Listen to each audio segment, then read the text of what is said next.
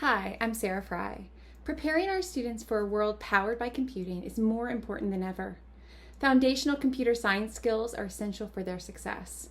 In today's pop-up practice, we'll explore how to use computer science course enrollment data to identify equity gaps and ensure all students have access to the skills they need for future success. Pop-up practices, where practice makes progress, Season 3. Historically, computer science has not been for everyone. Although we're making progress, females, students of color, students with disabilities, English learners, and other student populations are still underrepresented. First, it's important to understand the difference between access and participation. Access refers to the opportunities available, both the number or quantity and also the type of CS courses that are available to students. Participation refers to enrollment, which students are taking CS courses, which students are not taking CS courses. Providing equal access does not guarantee equitable participation.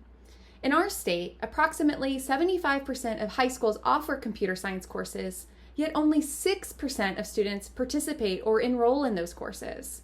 To uncover equity gaps in computer science enrollment, start by comparing the demographics of students in your CS courses to the overall school or district population. At the school or district level, the CSNPA data dashboard can help you analyze this information. At the classroom level, use the course data analysis worksheet available in the CSNPA Educator Toolkit. In addition to analyzing course enrollment data, look at the course catalog. Low enrollment isn't simply because students aren't interested in computer science. If all of the computer science courses are advanced and have prerequisites, how are we preparing students? Offering introductory courses that do not have prerequisites might be a big first step.